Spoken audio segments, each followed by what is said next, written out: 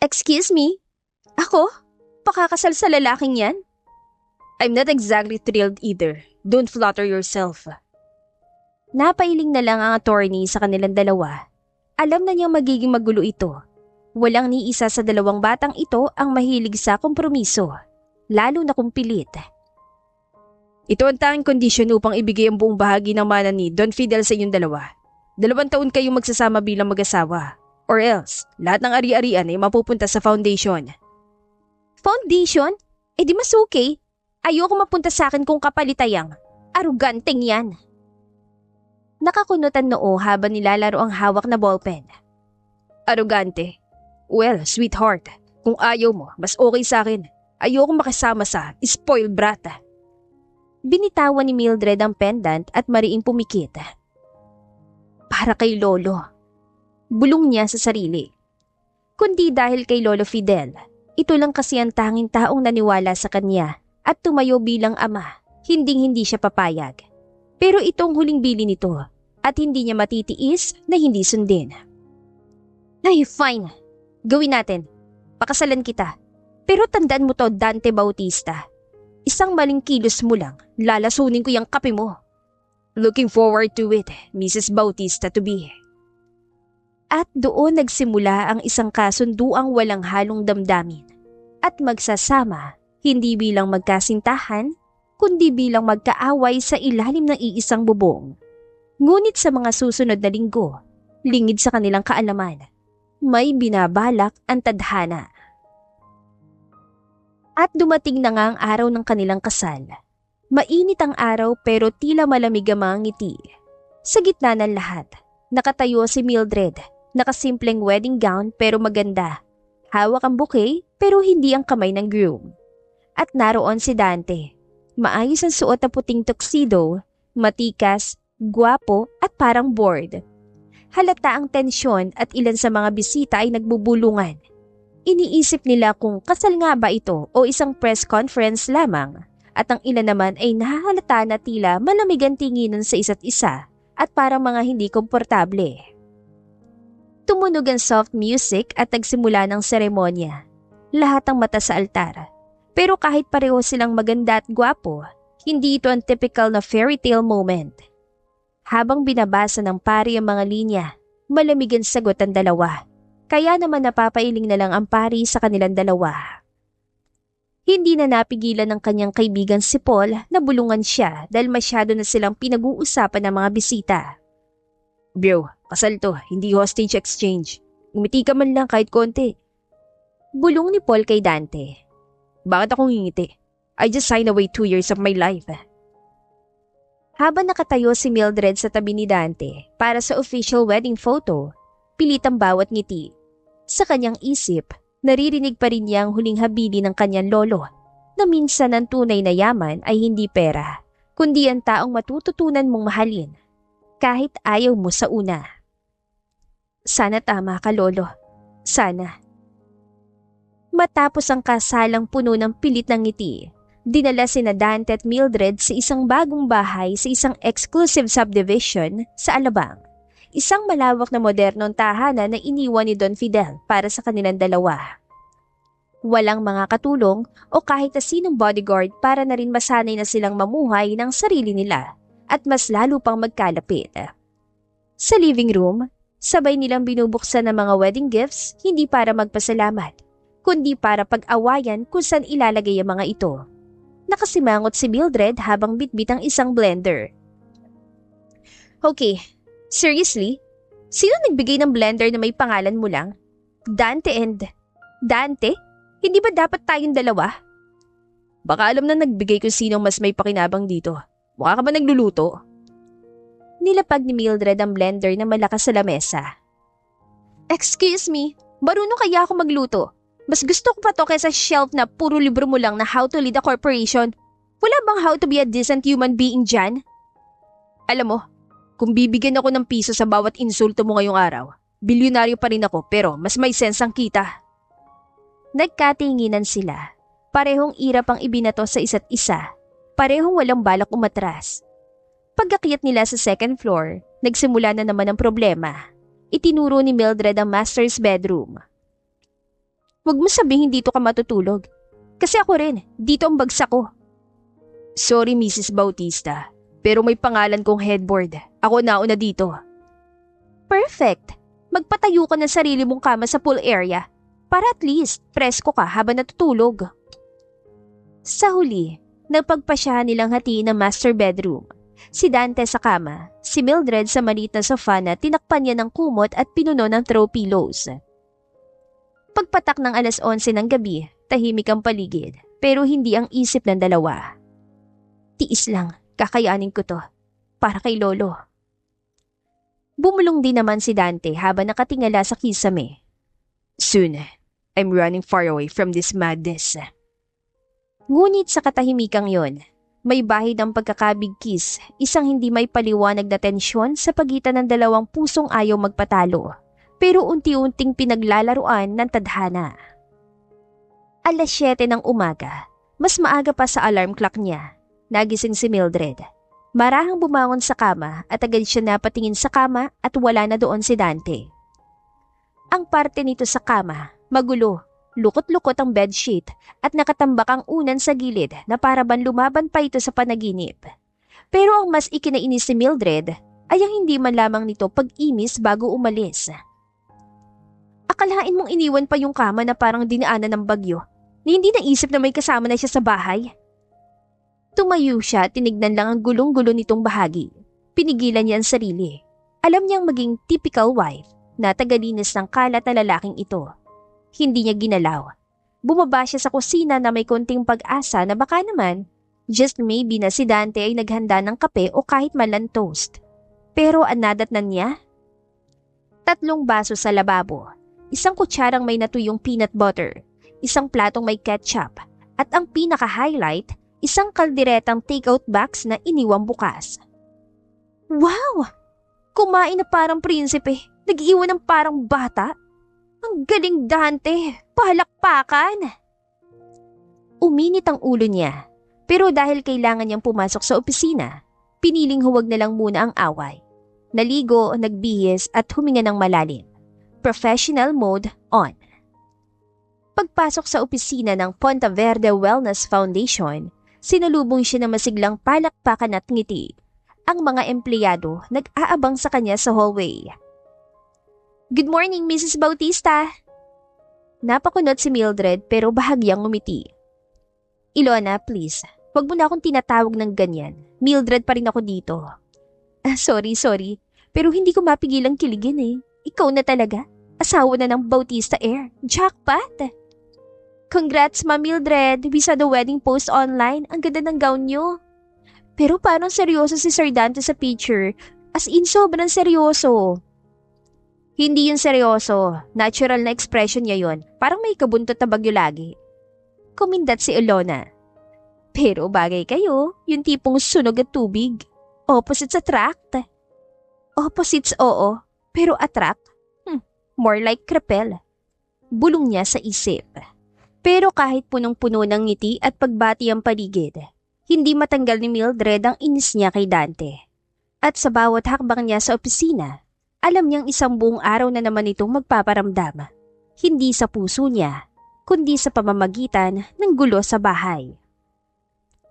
Madilim na ang langit na makauwi si Dante sa kanilang tinutuluyan ni Mildred.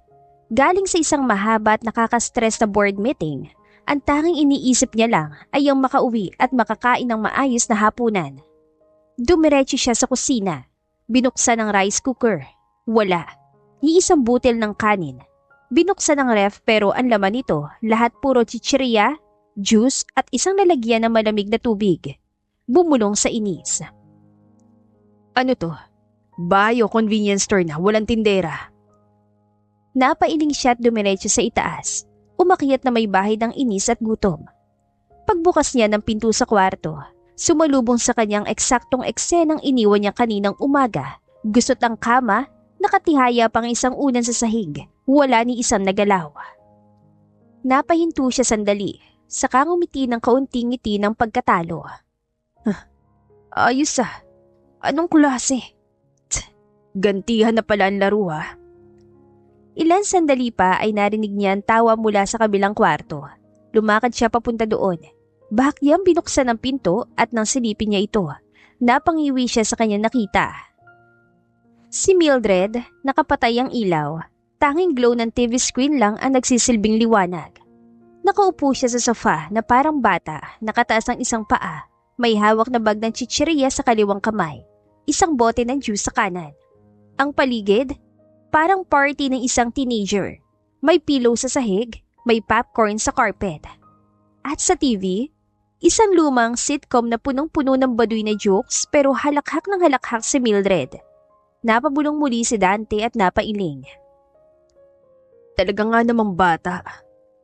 Hindi siya kumibo, hindi siya pumasok, hindi siya nagsalita. Basta sumara lang siya ng pinto ng dahan-dahan at bumalik sa kwarto nila. Nagbihis at naligo ng mabilis at nahiga.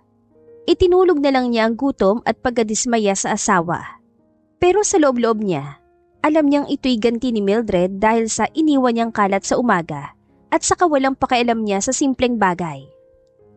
At sa unang pagkakataon, si Dante ay hindi natulog bilang hari ng kanyang mundo, kundi bilang isang lalaking gutom, malamig ang kwarto, at medyo talo sa laro ng kasal. Sa kabilang kwarto, habang lumalaklak ng choco drink si Mildred, bahagya siyang umiti habang nakatingin sa screen. Welcome to the real world, Mr. Bautista. Kinabukasan, nagulat at nagtataka si Mildred nang magising siya sa loob ng master's bedroom at higit sa lahat, sa mismong kama na tinutulugan ni Dante. Napabalikwas siya ng bangon, nag-ayos ng buhok at napatanong sa sarili. Paano ko napunta dito? Akala ko doon ako sa kabila nakatulog. Hinawi niya ang comforter at agad lumabas ng kwarto. Pagbaba niya ng hagdan, sakto namang narinig niya ang pagbukas ng garahe at ang pag-arangkada ng sasakyan ni Dante. Sa ibabaw ng dining table, may iniwang maliit na papel si Dante. Sinulyapan niya ito, walang gana. At nang mabasa ang sulat, Gusto ko, pag-uwi ko mamaya, may hapunan na. Napaangat ang kilay ni Mildred. Wow! Nag-utos pa talaga. Ano akala mo sa akin? Personal assistant mo? Walang dalawang isip, tunupi niya ang note, nilabukos at tinapon sa basurahan. Nagmadali siya nagayos at umalis. Mabilis ang lakad ni Mildred papasok sa corporate building habang abala sa pag-type sa kanyang phone. Hindi niya napansin ang taong nakatayo sa loob ng elevator hanggang sa pumasok siya at sabay nilang napindot ang parehong floor. At ilang segundo lang, napuno ng tensyon ng paligid. Oh, good morning sa asawa ko. Maganda bang gising mo? Napapikit si Mildred at pinilit pakalmahin ang sarili. Humarap kay Dante at ngumiti ng pilit. Maganda naman kaso, nakita kita kaya ayun. Hi. It means lalong gumanda. Aya mo, maglalagay ako ng maraming litrato ko sa kwarto natin para pagmulat pa lang ng mga mata mo, mukha ko na makikita mo. Excuse me? Huwag mong tangkain ha, ipagtatatapon ko talaga yun. Oh, hindi ko na makalimutan. FYI, hindi po ako utusan sa bahay. At lalo nang hindi mo ako personal assistant. Alam ko naman tamad ka, pero akala ko marunong ka man lang magbasa ng note. Nabasa ko nga. At ano sa tingin mo? Susundin ko pinag-uutos mo? Wala kang katulong, no? Ah, okay. Pero akala ko marunong ka magugis ng plato. Pero siguro mataas na masyadong standards ko. Nilingon ni Dante si Mildred, mataliman titig. Si Mildred naman kalmado sa panlabas pero halatang bumibigat ng dibdib. Simple lang yung hinihingi ko, isang hapunan. Hindi ko hinihingi ang buwan. Tsaka bilang asawang babae trabaho niyo yun. Pagsilbihan niyo ang asawa niyo. Simple? Hindi ako kasambahay, Dante. Huwag mo kong utus-utusan. At kung gusto mong may pagkain ka, magpa-deliver ka. Malaki naman ang sweldo mo, di ba? Ay, hanggang kailan kaya itong ganito? Ay, huwag kang mag-alala. Araw-araw ko yung sinasabi sa sarili ko. Tahimik ang elevator, ngunit malakas ang tensyon. Parang kulob na hangin na handa ng sumabog. Hanggang sa, bumukas ang elevator. Nasa lobby na pala sila. At sa labas, naroon ang ilang empleyado lahat na patigil. Ilan ay nakakunot noo, ilan ay nagbubulungan. Napahinto sina Dante at Mildred, parehong biglang na-conscious. Pero habang papalayo, pareho nilang alam may round 2 pa ang pagtatalo na ito. Hindi sa elevator, kundi sa bahay na kanilang pinipilit tirahan na parang laruan ng kapalaran. Kalalabas pa lamang ni Mildred mula sa opisina nang biglang bumuhos sa malakas na ulan. Tumakbo siya patungo sa gilid ng building, walang dalang payong. Nang makita niyang kakalabas lang din ni Dante sa opisina pero hindi niya ito pinansin. Maya-maya pa, wala ang payong. Lumingon si Mildred at bahagyang nagulat. Obviously. Nakangisi lang si Dante. Kahit basang-basa na ang buhok at balikat. Wala rin siyang dalang payong pero hindi siya nagdalawang isip. Hinubad niya ang kanyang itim na coat at walang pagdadalawang isip niyang ipinatong ito sa ulo ni Mildred. Take it, baka simputin ka pa. Ano ba? Hindi ko naman kailangan yan. Huwag kang magbait-baitan dyan ha. Titila din yan. Sige na, huwag ka na maarte. Sabi sa balita ngayon daw handa ng bagyo. Hindi pa titila yan. Eh ikaw, paano ka? Humakbang palayo si Dante sa kanya. Ayos lang ako, sanay ako sa ulan. Napatingin lang si Mildred sa coat, saka sa likod ng lalaking paalis na. Wala siyang ibang nagawa kundi tanggapin ito at maglakad papunta sa kanyang sasakyan. Hindi niya alam kung ano ang mas malamig ang ulan o ang nararamdaman niya sa simpleng gesture na yon. Pagdating ni Mildred sa bahay nila, agad nagpalitan tuyong damit ngunit hindi mapakali. Tumayo siya sa harap ng bintana. Hawak-hawak pa rin ang coat ni Dante na basang-basa. Lumipas ang 10 minuto, wala pa rin si Dante. Lumapit siya sa gate, binuksan ito at sa kabila ng lakas ng ulan, sumilip siya palabas. Nasaan na ba yun? Hindi niya alam kung bakit siya naghintay. Hindi niya alam kung bakit may kaba sa dibdib. Pero naroon siya, nakasandal sa gate, suot ang hoodie ng kanyang damit, hawak pa rin ang coat. Lumipas ang 20 minuto. 30, 1 oras. Wala pa rin si Dante. Nasaan na ba yun? Malamig na tong sabaw na niluto ko eh. Hindi niya alam kung inis, kaba o pag-aalala ang nararamdaman niya. Kaya kinuha na lamang niya sarili niyang mangkok at kumain mag-isa. Matapos kumain ay agad na rin siyang umakyat para matulog. Pero hindi siya mapakali. Paulit-ulit niyang tinitignan ng cellphone, ngunit walang mensahe, walang tawag. Walang kahit anong pahiwatig na darating si Dante. Bumulong si Mildred habang nakatitig sa kisame. Bakit ba parang nag-aalala ako? Bakit parang kabado ako? Alam niyang hindi pa sila maayos ni Dante. Alam niyang parang estranghero pa rin sila sa isa't isa. Pero ibang pakiramdam ngayon. Dahan-dahan siya napapikit. Pilit tinataboy ang mga tanong. Ngunit kahit sa pag-idlip, ay nanatiling gising ang isang bahagi ng damdamin niya. Ang bahaging hindi sigurado kung galit ba siya o nag-aalala. Tanghali na nang dumilat ang mga mata ni Mildred dala ng puyat, kakahintay at kakaisip kay Dante kahit na hindi naman dapat. Pero ang mas nakaagaw ng atensyon niya ay ang mabangong amoy ng bawang at ginisa mula sa kusina. Napakunot ang kanyang noo at napabulong. Ano yun? Sinong... Mabilis siyang bumaba ng hagdan. Pagdating niya sa kusina ay halos mapatigil siya sa kinatatayuan. Nandoon si Dante, nakasuot ang simpleng puting sando at shorts. May apron pa itong kulay gray na halatang hindi kanya. Nakatayo sa harap ng kalan, halatang abala sa pagluluto. Good morning. Anong meron? Kakauwi mo lang ba? Napuyat ka ba kakaintay sa akin kagabi? Hindi ah. Bakit naman kita hihintayin? Tinulog ko na nga lang eh. Sus, kaya pala may nakita akong malamig na sabaw at kanin dito sa lamesa. Ano kasi? Bakit ba? Tira ko yun oh, hindi ko naubos. O siya, sige na. Magilamos ka na at bumaba ka na dyan para makakain na tayo. Inirapan na siya ni Mildred at dumiretso ito sa taas para magilamos. Maya-maya pa ay bumaba na ito at tahimik lang na naupo sa silya. Si Dante naman ay patuloy lang sa ginagawa. Ilang sandali pa ay inihain niyang almusal sa mesa. Nilapagan niya si Mildred ang pinggan at kutsara, pati baso ng malamig na juice. Kumain ka na. Baka mamatay ka sa gutom pero pride mo ang cause of death. Wow! Concerned ka pala? Nagkibit balikat lang si Dante. Hindi. Sayang lang yung effort ko kung hindi mo kakainin.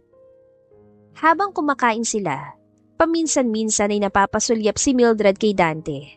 Hindi na niya maitago ang pagtataka. Hindi niya alam kung dahil lang ba sa guilt si Dante at kaya siya nagluluto. O baka naman talaga nagsisimula ng matuto ang lalaking ito na hindi umiikot ang mundo sa sarili niya lang. Salamat ah. Ano sabi mo? Umirap si Mildred. Wala. May sabaw ka ba? Napangiti na lang ng palihim si Dante. Nagpatuloy ang almusal nila sa ganitong klase ng tahimik na bangayan. Hindi na sing init ang dati. Hindi na sinlamig ng kahapon. Ito na kaya ang simula ng pagkakaunawaan? Pagsapit ng gabi, sa loob ng master's bedroom, tanging ang mahinang hilik ni Mildred lamang ang maririnig. Hanggang sa isang mahinang ungol ang gumambala sa kanyang mahimbing na tulog. Nagmulat siya at napansin ang hindi mapakaning si Dante sa kama nito. Pinagmamasdan niya ito at napansin niyang tila hirap ito sa paghinga. Namumutla mukha nito at nanginginig ang mga kamay kahit pabalot na ito ng kumot. Dante, ano ba nangyayari sa taong to? Hindi ito sumagot. Hinawakan niya noon ito at agad niyang naramdaman ang init. Grabe ang init mo. Sandali, kukuha lang ako ng bimpo at maligamgam na tubig. Agad siyang bumaba, kinuha ang maliit na palanggana, nagpatakbo ng maligamgam na tubig at binasa ang isang malinis na bimpo. Bumalik siya sa kwarto, maingat na pinunasan noon ni Dante. Pero ang totoo, kinakabahan siya. Ang yabang mo pa kagabi, tapos ngayon may lagnat ka. Ayusin mo ang katawan mo, hindi ka Superman, no? Tahimik lang si Dante, pero unti-unti nitong iminulat ang mga mata. Mildred. Oh, gising ka na pala. Huwag ka masyadong magsalita. Okay ka lang ba? Okay lang ako. Maraming salamat. Akala ko, aalis ka na naman eh. Napahinto si Mildred. Hindi inaasahan ang sinabi ni Dante.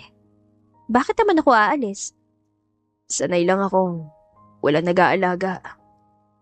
Saglit na katahimikan. Parang huminto ang oras sa pagitan nila. Si Mildred, hindi alam ang isasagot. Si Dante, dahan-dahang pumikit muli. Marahil sa pagod, marahil ay nahihiya. Tahimik na ipinagpatuloy ni Mildred ang pagpupuna sa noon nito. Ilang sandali pa ay tumayo siya. Lumabas ng kwarto at bumalik bitbit ang isang maliit na unan at kumot. Bumulong si Mildred. Hindi mo kailangang sabihin kailangan mo ko. Nandito lang naman ako, kahit patigas ang ulo mo. Sa unang pagkakataon, wala sa kanilang dalawang may galit o sarcasm. Sa katahimikan ng gabi, nandoon lamang ang dalawang taong nagsisimulang masanay sa presensya ng isa't isa. Maliwanag na ang araw. Dumaan ang madaling araw at unti-unti nang binabalot ng liwanag ang bawat sulok ng kwarto. Hanggang sa isang malakas na, Mildred at Dante sabay na sumigaw. Ah! Nagising silang pareho na nakayakap sa isa't isa. Si Dante ang isang kamay ay nakayapo sa baywang ni Mildred, habang si Mildred naman ay nakaunan sa balikat nito. Ang isa pa niyang paa ay nakapatong sa hita ng lalaki. Nanginginig ang boses ni Mildred, gulat at defensive. Anong ginagawa mo? Bakit tayo?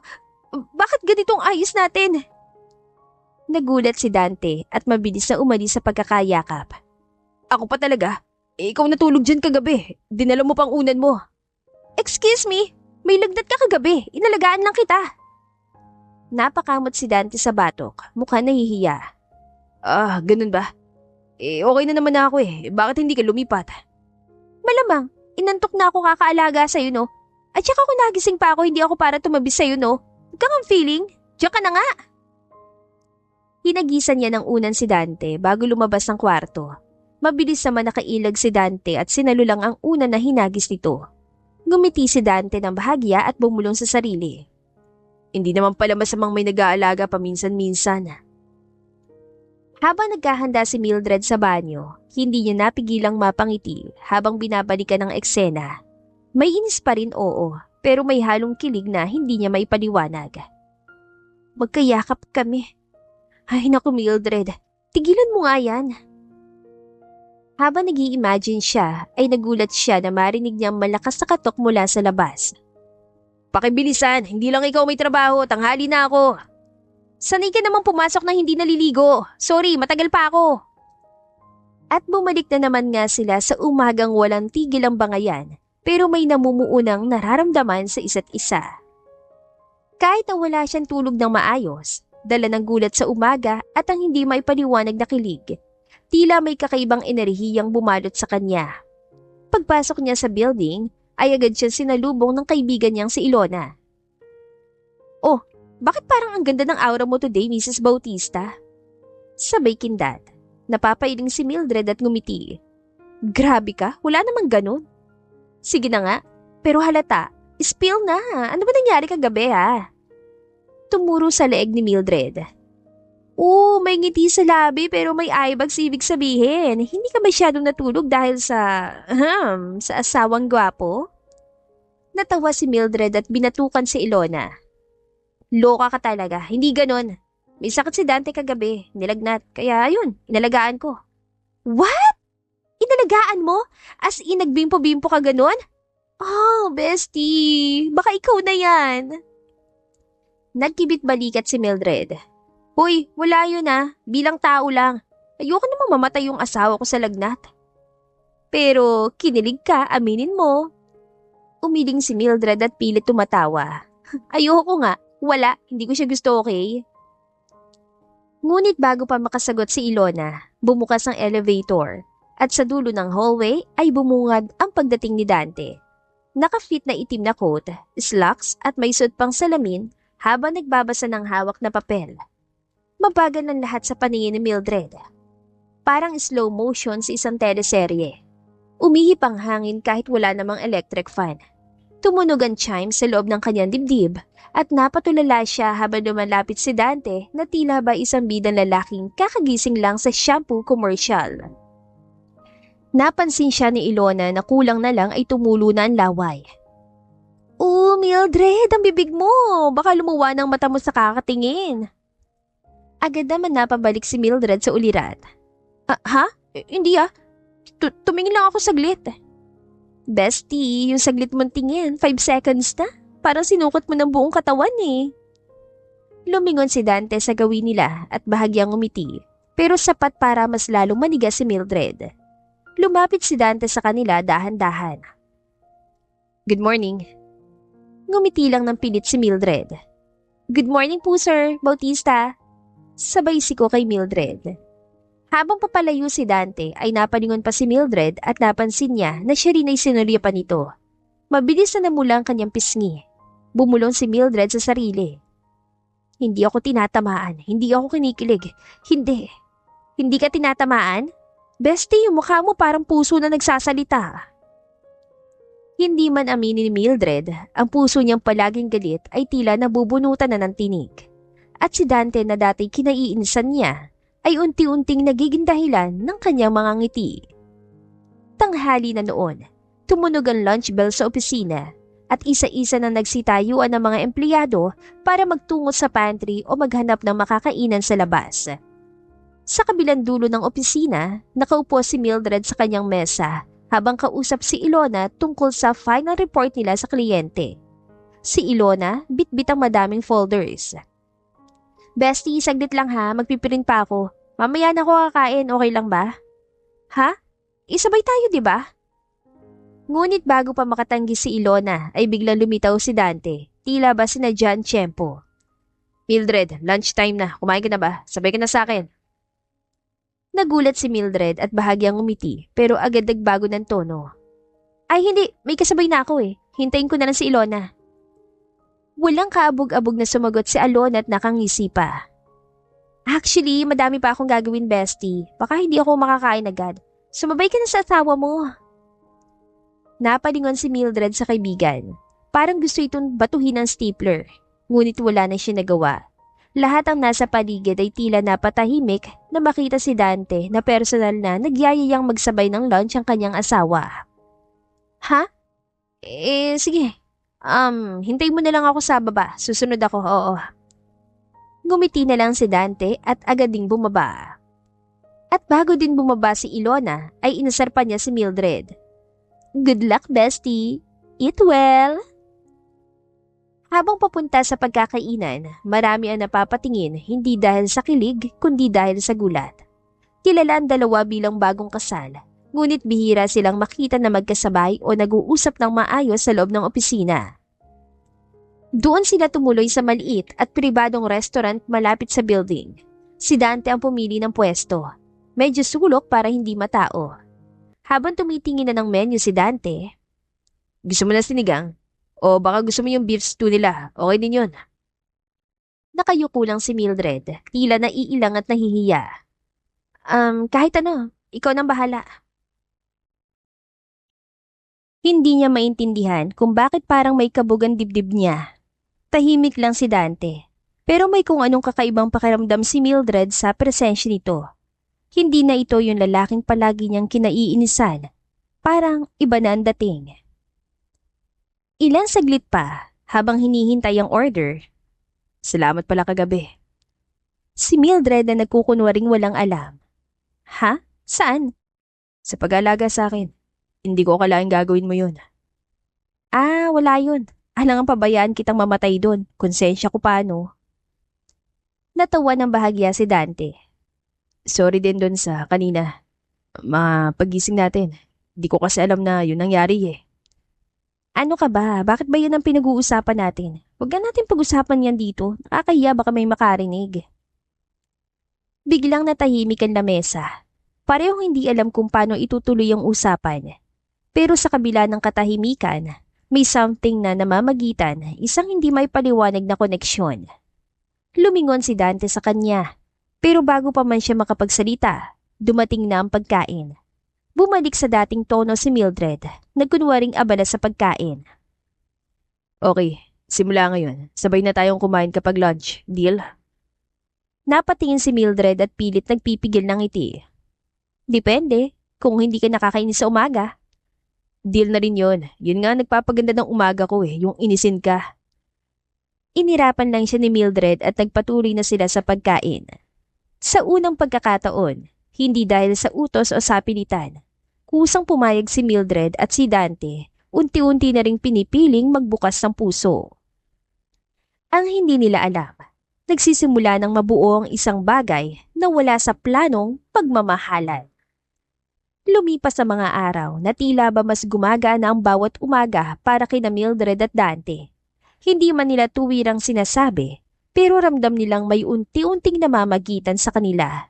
Hindi man bilang mag-asawa, pero ang mahalaga, masaya sila sa kung anong meron sa kanila. Ngayon ay araw ng linggo at nagplano silang magkaroon ng simpleng salo-salo sa bahay. Inimbitahan nila sina Ilona at ang kaibigan ni Dante na si Paul. "Grabe bestie, ang laki ng bahay niyo pala. Kayo lang nakatira dito?" "Oo, hindi talaga kami binigyan ng mga katulong at guard para daw matuto kami at mas lalo magkalapit." "Pero bestie, di ko akalain na darating yung araw na makikita kitang tumatawa sa harap ni Dante. Iba ka na, kumpara noon at may paganito na kayo ngayon. Aminin, mahal mo na no?" Tumigil ka nga. Hindi lahat ng masaya may ibig sabihin." Si Paul mula nakangiti habang naglalagay ng yelo sa inumin. "Pero halata namang may ibig sabihin yung mga tinginan nyo. Parang may silent conversation." Tumawa si Dante habang nakaupo sa veranda. "Oo, may fans club na tayo, babe." Umirap si Mildred pero bahagyang namula. "Ang kapal!" Pumasok si Mildred sa loob ng kusina para kunin ang natitirang mga iihawin na mga hotdog. Nagkatingin na naman ang dalawa ni Ilona at Paul dahil nakita nilang sinundan nito ni Dante sa loob. "Mildred, sama na kita." Hindi siya nilingon ni Mildred at nagdiretso lang ito sa loob papunta ng kusina. Ilang saglit pa, kumakanta si Mildred habang hinuhugasan ng mga hotdog nang magulat ito sa kanyang pagharap ay nandoon si Dante at kanina pa siyang pinagmamasdan at pinapakinggan. "If we fall in love, maybe we'll sing this song as one. If we fall in love, we can write a better song than this. If we fall..." Ay, kabayo ka! Nagulat si Mildred na makita niya sa harapan si Dante na kanina pa palang nasa likuran niya habang kumakanta siya. "Ang ganda pala ng boses mo." "Ano ka ba naman? Kanina ka pa ba dyan?" "Sorry, nagulat ba kita? Kanina kasi sumisigaw ako na sasamahan na kita, hindi mo pala ako narinig." Bakit kasi sumunod ka pa?" Gusto ko kasing makausap ka ng tayong dalawa lang. Sana. Tungkol naman sana. Biglang umiwas ang tingin si Mildred at tila kinakabahan sa susunod na sasabihin ni Dante. Kaya naman para iwas ka ba, nagbukas siya ng inka na soft drinks nang bigla siya nasugatan. Aray! Oh, ano ka ba? Hindi ka kasi nag-iingat eh. Sandali. Mabilis na lumapit si Dante at agad na kinuha ang daliri ni Mildred na nasugatan at walang tigil sa pagdurugo. Sa sobrang lapit nila sa isa't isa, nakaramdam si Mildred na parang paru-paro sa kanyang tiyan. Nagiinit ang buong katawan niya na parang kinukuryente. Habang si Dante naman ay kahit malamig at malakas ang aircon, ay walang tigil sa paglabas ng pawis sa ulo hanggang sa dibdib nito. Akin na, sipsipin ko ang dugo. Natulala na lang si Mildred at walang nagawa kundi pagmasdan lang ang kagwapuhan ng lalaking nasa harapan niya. Ang sarap, ang gwapo mo pala lalo kapag malapitan. Ang bango-bango mo pa kahit pawisan. Bulong ni Mildred sa isip niya. At mas lalo pa sila nag-init na magdikit ang kanilang katawan. Naglalapat ng malaking dibdib ni Mildred sa basang dibdib ni Dante. At hindi nila namamalayan na unti-unti na rin palang maglalapat ang kanilang mga labi. Nang biglang, Pengi nga po. Ay, hotdog? Meron pa ba? Napabalikwas ang dalawa at mabilis na naglayo sa isa't isa. Si Mildred ay kunyaring umaaray dahil sa tinamon sugat sa daliri. Habang si Dante naman ay biglang ininom ang soft drinks na dapat ay kay Mildred. Sorry. Ano kasi, sunog na kasi ang ibang hotdog doon. Medyo malakas na kasi yung bagay. Baka may ihaw pa kayo. Oo, ito, sige. Dadaling ko na nga. Nagmamadaling lumabas si Mildred at dahil nakita ni Paul ang dalawa ay hindi niya napigilan na kutsain si Dante. Bro, pasensya ka na. Mamaya na lang ulit ituloy. Napailing na lang si Dante at tinawanan ng kaibigan. Masaya ang gabi. Maraming pagkain, kwentuhan, tawanan. Ang ulan ay bahagyang pumatak pero hindi naging hadlang para masira ang gabi ng apat. Hanggang sa tunog ng doorbell ang biglang pumunit sa tahimik na paligid. Nagkatinginan silang apat. Dahil wala naman silang inaasahang bisita, tumayo si Dante para magtungo sa labas. Sino kaya to? 8:00 na. Pagkabukas ng pinto, ay bumungad sa kanilang isang babaeng may mahaba at kulot na buhok. Maputi, maayos ang bihis, at tila amoy imported na babango. Tila ba bagong dating lang mula ibang bansa. Si Portia na may confident panangiti. Hi, sorry for the intrusion. I'm looking for Mr. Dante Bautista. Napakunot ang noo ni Dante. Yes, that's me. What can I help you? I'm Portia Natividad, apo ni Lolo Fidel. He probably mentioned me before. Napalingon si Dante kay Mildred na nooy lumapit na rin. Si Mildred naman ay napatingin sa babae mula ulo hanggang paa at kahit hindi siya judgmental na tao, pakiramdam niya ay hindi magandang dalang hangin ng bisitang ito. Wala naman nabanggit si Lolo na may apo pa siya na babae. Magalang na sinagot ni Dante si Portia sa malamigang tono. I'm sorry pero I think you might be mistaken. Our grandfather never mentioned you. Tumawa ng marahan si Portia. Oh, I'm not mistaken. Maybe he just forgot. I'm here because I'm about to stay. I was told this is where I should live while we wait for the state matters to be finalized. Napalingon si Dante kay Mildred. Napalunok si Mildred. Si Ilona at Paul naman ay nakatingin lang, parang nanonood ng telenovela ng live. Ang mas masakit pa, bitbit ni Portia ang isang brown envelope at pinakita ito sa dalawa. Here, legal documents, DNA test, everything. I'm officially part of the Ponta Verde family now. Tumahimik ang paligid at sa isang iglap, ang gabi ng tawanan ay napalitan ng katahimikan at tensyon. Hindi alam ni Mildred kung bakit bigla siya nakaramdam ng kaba. Hindi niya maintindihan. Pero alam niyang babaguhin ng babaeng ito ang lahat. Lalong-lalo na ang relasyon nila ni Dante. Wala silang nagawa kaya pinapasok na nila ito sa loob at hinayaan na sumali sa kanilang kasiyahan. At pinakilala na rin kay Ilona at Paul. Guys, si Portia nga pala. Pinsan ko. Nakipagkamay naman ang dalawa at nagpakilala din. Oh, hi! I'm Portia Ponteverde. Pinilit na lang ni Dante na maging magalang at maayos. Si Mildred naman, kahit pilitang ngiti, ay pinaganda pa rin ang juicy Portia. Ang dating masayang kulitan ay naging tila isang scripted na kainan. I must say, Mildred, ang sarap po pala magluto. Sana matikman ko rin yan araw-araw habang nakatira dito. Pinilit ni Mildred ang umiti, sabay sulyap kay Dante. Ah, salamat. Madali lang naman gawin yan. Bumulong si Ilona kay Mildred sabay tawa. Bestie, good luck sa'yo. Mukhang may papalitan sa pwesto mo. Mahinang sumagot naman si Mildred. Tumigil ka nga. Habang pinagmamasdan ni Mildred ang pakakaupo ni Portia sa tabi ni Dante, hindi niya maiwasang mapansin kung paano nakaslant ito palapit sa lalaki, kung papaanong parang may mali siyang bawat sulyap. Si Dante naman ay nanatiling neutral ang ekspresyon pero tahimik ang kilos.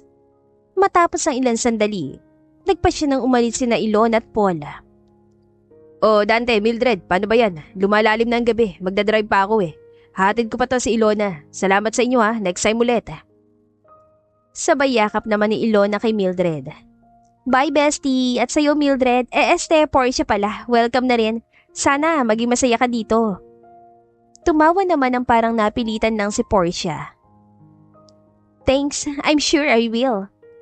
Sabay sulyap kay Dante.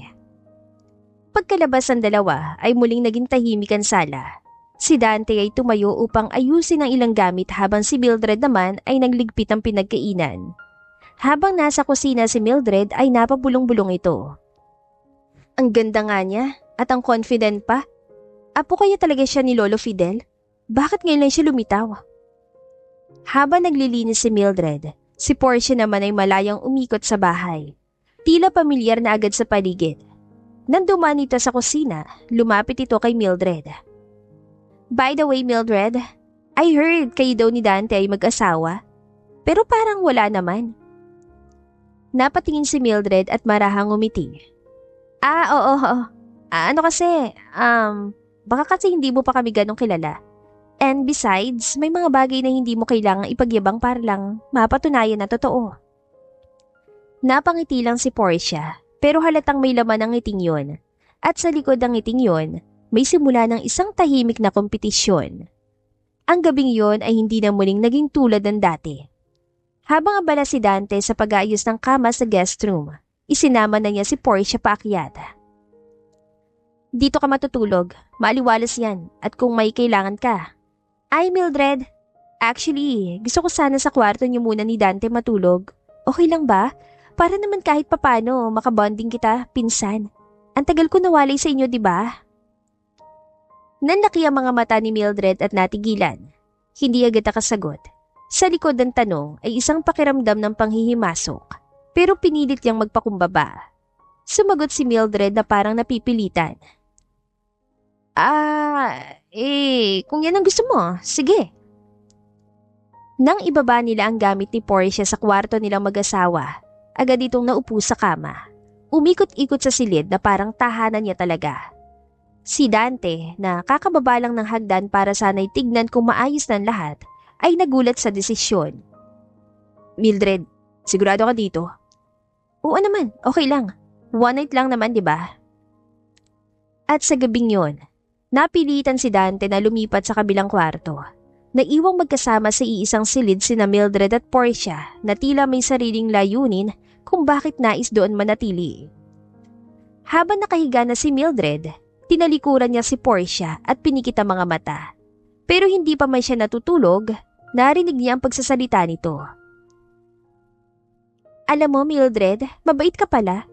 Kaya siguro kahit hindi kayo sweet ni Dante, nagtatagal pa rin kayo. Hindi naman lahat kailangang ipakita sa harap ng ibang tao. Tumahimik na lang si Portia. Ngunit sa ngiting bitin sa labi nito, alam niya nagsimula ng laro ng pasimpleng pahiwatig at kompetisyon. Isang linggo na ang lumipas simula ng pansamantalang tumira si Portia sa bahay ni na Dante at Mildred. Ngunit sa likod ng bawat tawanan at kwentuhan, unti-unting napansin ni Mildred ang paglapit ng pinsan niya kay Dante, masyadong palagay, masyadong madalas ng sulyap, at minsan tila sobrang paglalambing. Isang umaga, Bagong gising pa lamang si Mildred ay napatigil siya sa pagbaba ng hagdan nang marinig ang tawanan mula sa ibaba. Si Portia habang tumatawa. Grabe ka talaga, Kuya Dante. Hindi ko alam na may sense of humor ka rin pala. Baka ma-fall na ako sa'yo niyan. Si Dante naman na halata nag-e-enjoy din kausap si Portia. Natigilan si Mildred. Sumilip siya mula sa itaas ng hagdanan. Doon niya nakita ang dalawa nakaupo sa sofa. Pareho nakatawa, halos magkadikit ang tuhod. Gumiti lang siya, ngunit hindi ngiting masaya. Isang ngiting may kasamang kirot.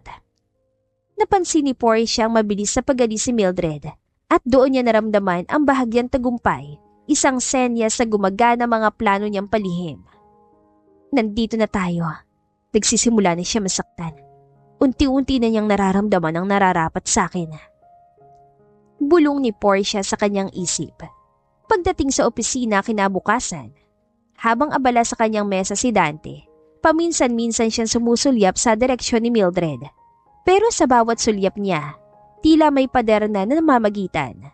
Wala na ang dating ngiti, ang pagbati at ang mga kwelang tukso. Hindi ito nakatiis at lumapit sa mesa ni Mildred. Mildred, good morning. Ngunit hindi lumilingon si Mildred, hindi rin ngumiti. Good morning. Grabe, parang ang lamig ng aircon dito sa area mo, no? O baka naman may nagtatampo. Pilit nang ngumiti si Mildred. Wala, busy lang ako. Napatigil si Dante. Hindi siya sanay sa ganito. Hindi niya alam kung anong mali ang nagawa niya, pero ramdam niyang may nagbago. Sir, kanina pa po yung ganyan. Sir, baka naman po may nagawa kayo. Ha? Nagawa? Wala akong maalala eh. Hindi ko alam, pero parang may kinalaman to kay Portia. Pagsapit ng coffee break, pinili muna ni Mildred na magkape mag-isa sa pantry hanggang sa dumating si Portia bihis na bihis, naka-heels pa sa opisina. Agad siyang lumapit kay Dante at walang pakundangan ay inilapag ang bawang pagkain niya sa mesa ni Dante. Kumain ka na, kuya. Ako nagluto niyan kagabi. Alam ko kasing paborito mo to, di ba? Mula sa malayo, tahimik lang si Mildred. Hawak niya ang kape, pero tila hindi niya ito malunok. Sa loob-loob niya, may tinik na nakabaon at habang lumalalim ito, lalo siya lumalayo. Madilim na ang paligid na makauwi si Mildred at nagtataka siya kung bakit madilim mula sa labas hanggang sa salas. Hindi pa ba nakakauwi si Dante? Hindi pa man siya nakakapasok ay may nararamdaman na siyang kaba sa dibdib niya. Habang dahan-dahan siya naglalakad papasok ng bahay. Pakiramdam niya ay may mga mali, may hindi tama. Hanggang sa nagtungo na siya sa hagdanan. Marahan ang bawat yapak, takot siyang gumawa ng ingay. At nang marating niya ang tapat ng kwarto nila Dante, doon niya nakita ang hindi niya inaasahang makita. Mahinang bumulong si Mildred habang nanginginig. Hindi ito totoo. Mula sa kinaroroonan niya, tanaw niya si Dante nakahiga sa kama. Walang pang itaas. Tanging boxer shorts ang suot. Katabi nito si Portia. Naka-tube at maiksing shorts lang ang suot habang nakayakap kay Dante. Sa lakas ng pagkabigla, nalaglag mula sa kamay ni Mildred ang kanyang bag. Ang tunog nito sa sahig ay tila bala na gumising kina Dante at Portia. Napabalikwas ng bangon si Dante at kasabay ng paglabo ng kanyang paningin ay ang panlulumo ng kanyang dibdib. Nakatayo sa pintuan si Mildred, nakatingin sa kanila at tila hindi makapaniwala sa nasaksihan. Mildred! Tawag ni Dante. Agad nitong tinabig si Portia na bahagyang nakayakap sa kanya. Kinuha ang tuwalya at tinapi sa katawan at takman lalapitan si Mildred upang magpaliwanag. Pero mabilis siyang pinigilan ni Mildred. Huwag kang lalapit. Hindi mo kailangang magpaliwanag. Okay lang ako. Wala to, hindi ko alam nangyayari. Hindi ko alam to, Mildred. Umuwi ako maaga para magpahinga tapos. Hindi na niya naituloy ang kanyang paliwanag nang patigilan siya ni Mildred. Stop! I said stop! Hindi mo kailangang ipaliwanag. Nakita ko na. At mas masakit pa doon. Hindi ko alam kung bakit ako nasasaktan. Walang pasubaling lumabas si Mildred ang bahay. Wala siyang dalang payong. Walang dalang kahit na ano. Basta, gusto niya lang makalayo. Sa likod niya, Naririnig niya ang sigaw ni Dante, ngunit hindi na niya kayang lumingon pa. Habang bumubuhos ang ulan, parang kasabay din itong dumaloy ang mga luha sa kanyang pisngi. Samantala, si Portia ay nakatayo sa itaas ng hagdan, nakangisi, nakakagatlabi pa habang nakasandal sa poste. Tila tagumpay na tagumpay sa kanyang ginawang eksena. Ngunit naputol ang kanyang ngiti nang tignan siya ni Dante ng isang malamig at matalim na tingin, isang tingin na puno ng puot at pagkamuhi. Anong ginawa mo? Nagkibit balikat lang si Portia at tumawa ng malakas habang papasok sa kabilang kwarto. Kinabukasan, pansinagan ni Dante ang bakanting upuan ni Mildred. Hindi na siya nakatiis. Tinanong na niya ang kaibigan ni Mildred na kanina pa naiwat sa kanya dahil alam nitong kukulitin siya nito. Ilona. Tawag pa lang ni Dante ay napapikita si Ilona at hindi alam kung paano magsisinungaling. Sir? Kung si Mildred po itatanong nyo, hindi ko po alam sir maniwala po kayo. Wala po talagang alam, sir, totoo po. Ilona, kalma. Lalo kang napapagalataan Alam ko sa inyo siya nagpalipas ng gabi kagabi. Isama mo ko sa inyo para magkausap kami. Pero sir, ano po kasi, kabilin-bilinan niya. Basta mamaya, sumabay ka sa akin. Ihatid kita sa inyo. Akong bahala sa iyo. At iyon na nga. Mula sa opisina, nagmaneho si Dante kasama si Ilona patungo sa isang tahimik na bahagi ng lungsod, isang lumang boarding house sa pinagtutuluyan ni Ilona noon pa. Sa pangalawang palapag ng gusali, tumigil sila sa isang kwarto. Mabilis ang tibok ng puso ni Dante habang kumakatok si Ilona.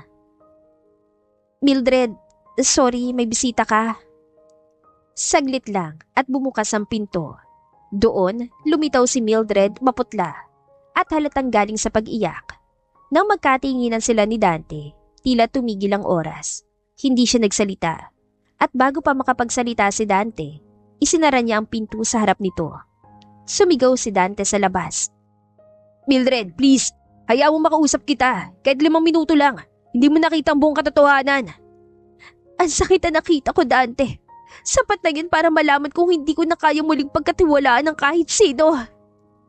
Pakinggan mo muna ako, Mildred, please. Hindi ko alam kung bakit kailangan ko pang gawin to.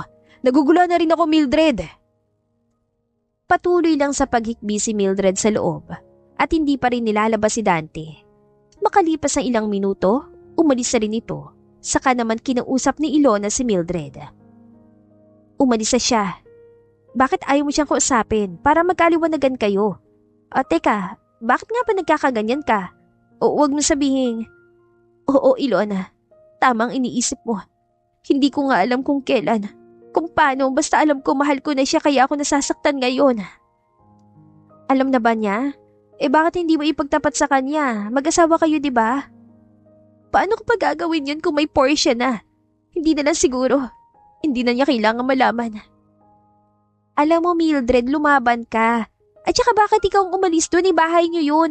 At saka mali mo nagpapanggap lang yun na apu-apuhan ng lolo mo, no? Para lang sa pera. Ipakita mo kung sino ka at ano ka sa bahay na yon. Napaisip bigla si Mildred sa sinabi ng kaibigan at tila naliwanagan.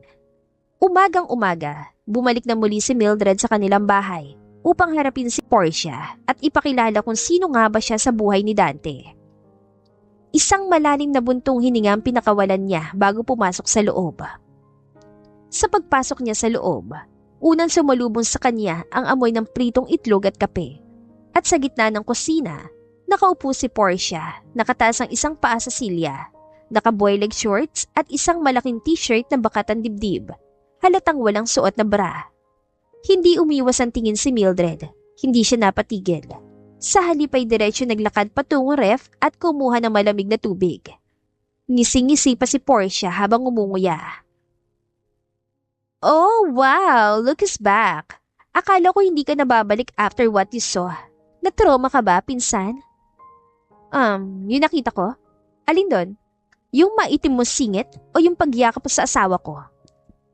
Ngumisi si Portia tumayo mula sa upuan, lumapit sa kanya. Excuse me, hindi maitim ang singit ko ah. Gusto mo pakita ko pa sa'yo? Relax girl, I'm just bonding with my kuya Dante. Sobrang bait niya no? Talagang inalagaan ako habang wala ka. Lumapit si Mildred at tinapunan nito ng tingin mula ulo hanggang paa. Kung ganito ka magbanding, dapat sa zoo ka, hindi sa bahay ng matinong tao. Ibinagsak ni Portia ang kutsarang hawak niya, halatang naiinis na kay Mildred. Excuse me? Baka nakakalimot ka. Apo rin ako ni Lolo Fidel. I have as much right as you to be here. Hanggat hindi mo napapatunayan yan, Portia, isa ka lang bisita dito. At kung gusto mong magpanggap, huwag mong gamitin ang katawan mo bilang ID. Baka ma-expire agad. Tahimik ang buong bahay pero ramdam ang tensyon.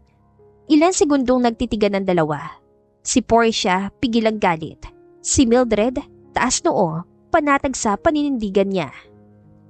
Hanggang sa si Portia na sumuko. Nagdabog ito at umakyat sa kwarto sabay lagabog ng pinto. Kinagabihan, umuwi si Dante nang hindi pa rin maipinta ang mukha dahil hindi pa rin nga pumapasok si Mildred sa opisina. Ang hindi niya alam, umuwi na ito sa bahay nila at hinihintay na lang siya. Pagpasok niya sa loob ay bumungad sa kanya si Mildred. Nagulat siya at mabilis na pawi ang pagod na makita ang presensyang matagal niyang inasam na muling masilayan. Mildred, nandito ka na. Mahigpitan niyakap niya si Mildred mula sa likuran. Damang pananabik. Medyo nabigla si Mildred kaya hindi gumalaw. Dante. Oh, sweet naman. Ang bilis mo naman nakamove on, kuya. Akala ko ba, galit siya sa atin. Lumingon si Dante at bumitaw sa yakap. Pwede ba, Portia? Kung hindi ka lang pinsan ni Mildred, baka pinalis ka na namin dito eh. Yun nangyari nung gabing yun. Alam mong wala akong alam doon. Pakana mo lang lahat yun para magalit sa akin si Mildred at mag-away kami. Nagtagumpay ka nga pero hindi ako ganun kadaling sumuko. Nagugulat at naguguluhan si Mildred sa mga naririnig niya. Ha? Anong pakana? Ano ba sinasabi mo? Huwag niyo nga ako idamay dyan. Bahala kayo.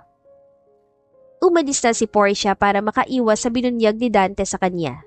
Pero bago pa siya makalabas ng pinto, hinawakan ni Mildred ang kamay niya at sinampal siya ng malakas. Aray!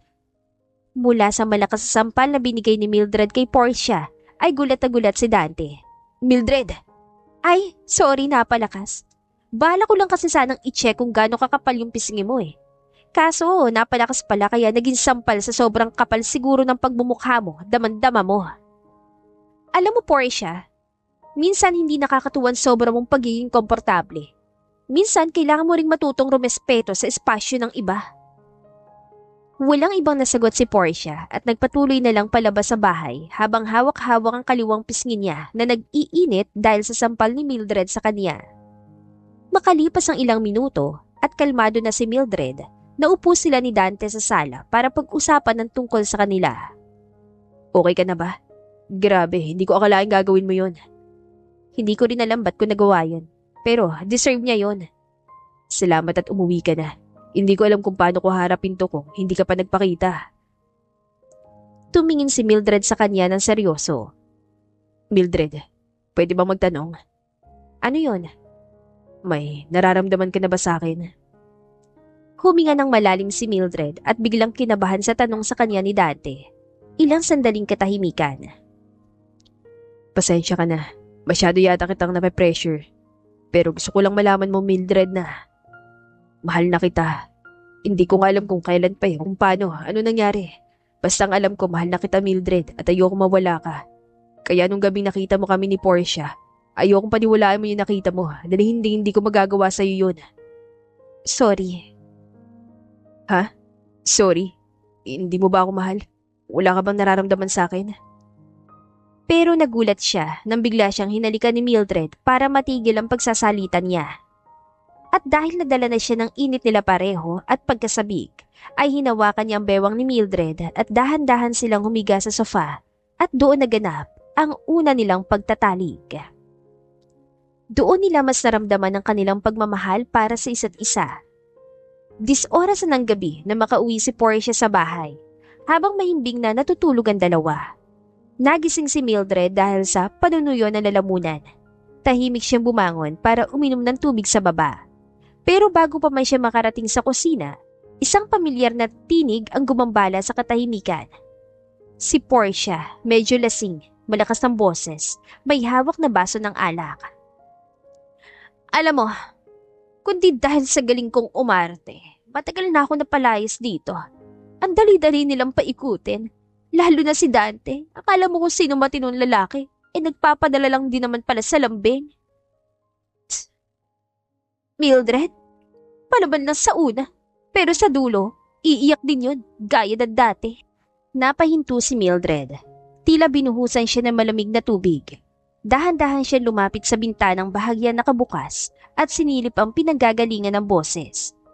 Sa ilalim ng ilaw sa may garden bench, nandoon si Portia, nakaupo, hawak ang alak at may hawak na cellphone sa kabilang kamay na tila may kinakausap. Hindi ko pa rin nakukuha ang testamento. Pero malapit na. Pasweet lang ako ngayon, pero kapag nakalusot na to, tapos na sila. Sabay lagok ng alak.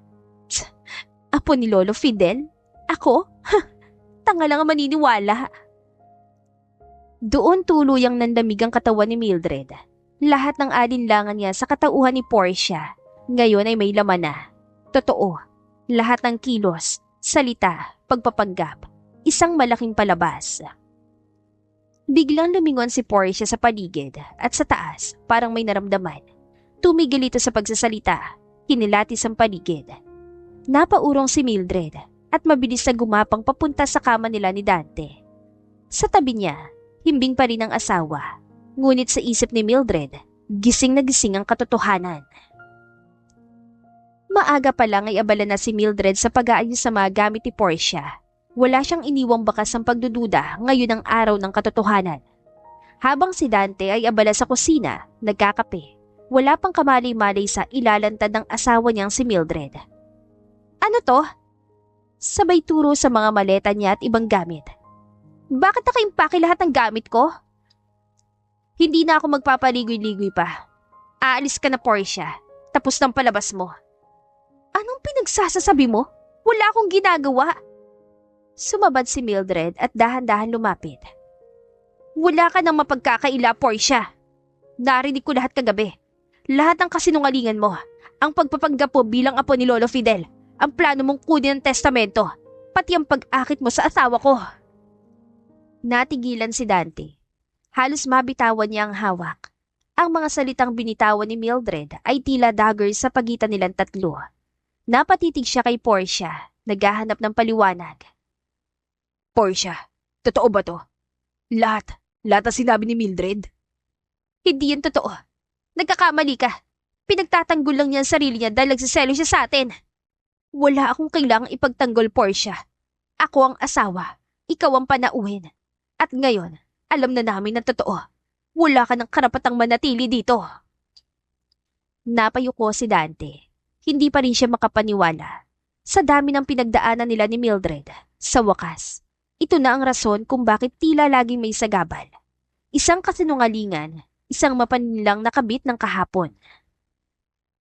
Kung ganun, maaari ka na lumabas sa pamamahay na to, Portia. Sinira mo ang tahanan na to.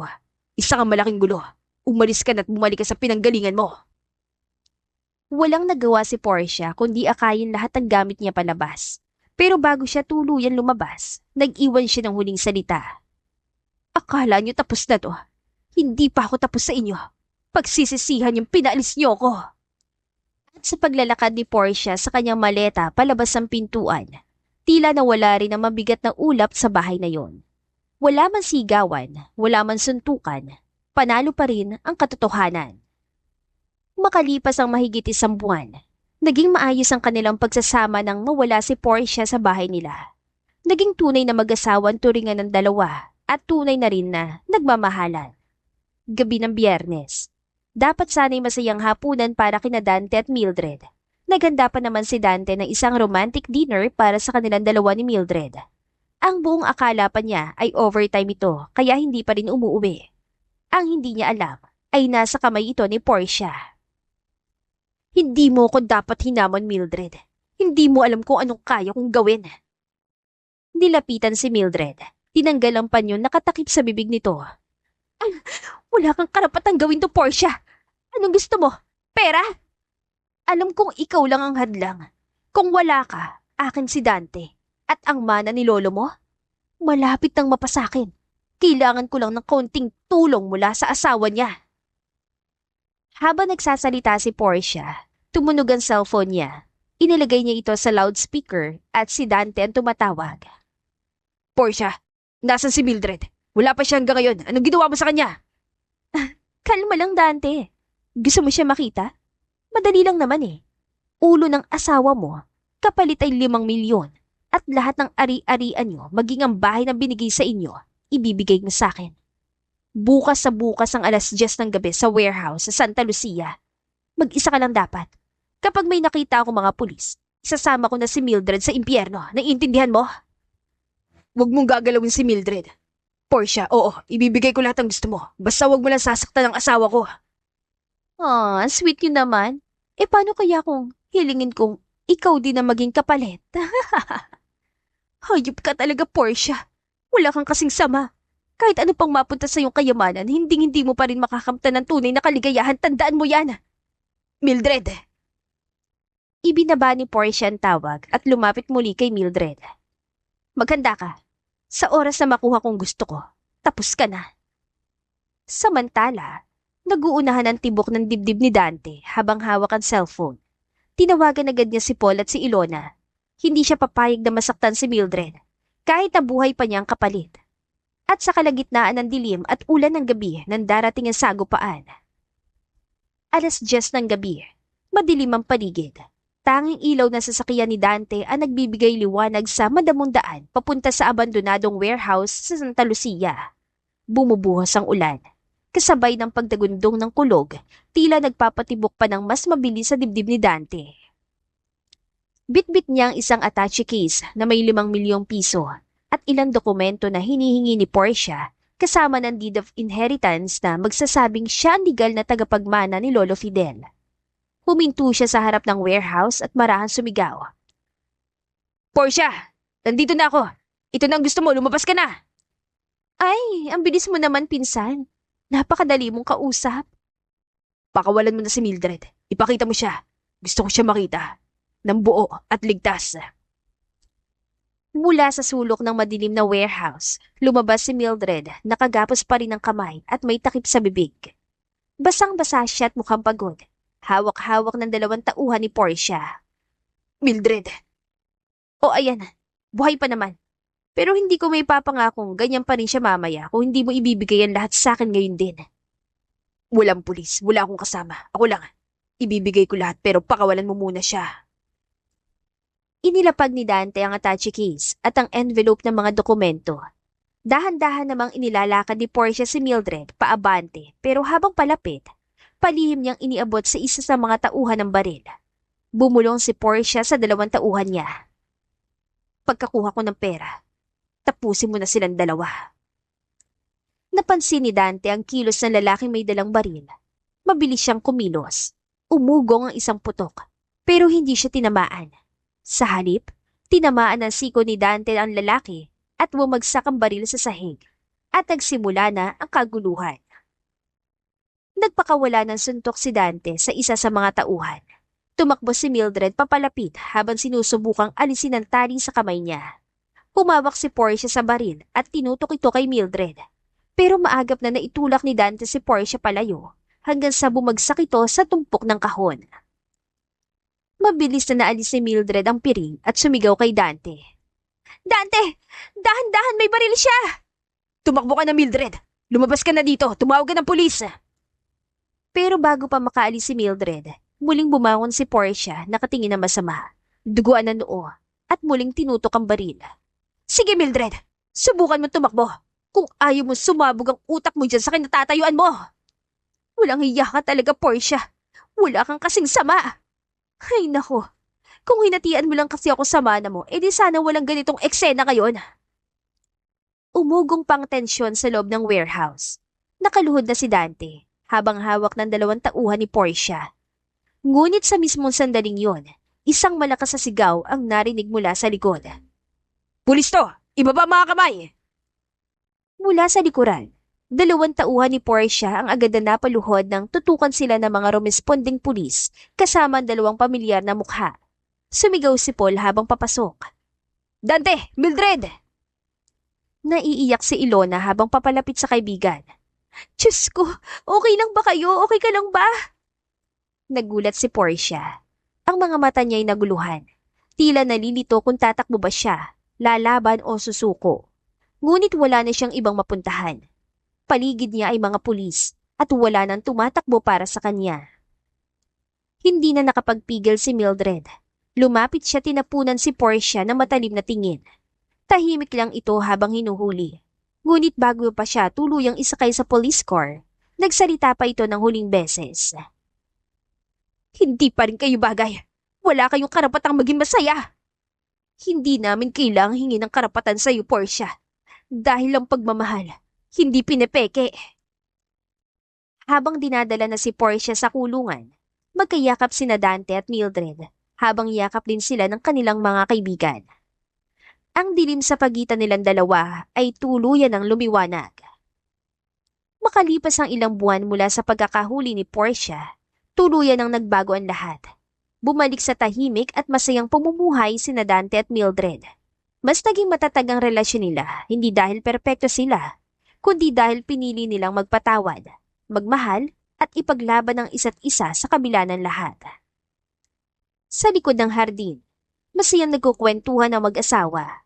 Nasa kandungan ni Dante ang ulo ng asawa niya habang binabasa nito ang isang librong pangkabuhayan. Hindi ko akalaing ganito palang tunay na kaligayahan. Tahimik, wala sa gulo, wala sa away. Nasa iyo lang. Hindi mo kailangan ng malaking bahay para makaramdam ng tahanan, no? Hindi na, kasi ikaw na yon. Mula sa loob ng bahay, lumabas si Ilona na may dalang tray ng iced tea. Kasunod niya si Paul na may bitbit na baby stroller. Oo, may isa ng bagong miyembro ng pamilya. Ang baby ni na Ilona at Paul na tinuturing ni na Dante at Mildred na parang anak na rin. Masaya silang apat sa ilalim ng araw. Sa lilim ng punong pinag-usapan na nila minsang ipagpatayo ng duyan. At sa huli, hindi kwento ng kasal ang pinakamahalaga, kundi kwento ng dalawang taong pinili ang isa't isa sa kabila ng lahat ng sakit, ng selos, ng kasinungalingan, ng trahedya. Hindi nila pinili ang perpektong buhay. Pinili nila ang tunay. At dito na po nagtatapos ang ating kwentong pag-ibig. Maraming salamat po sa pakikinig. To God be the highest glory. Hanggang sa muli. Paalam!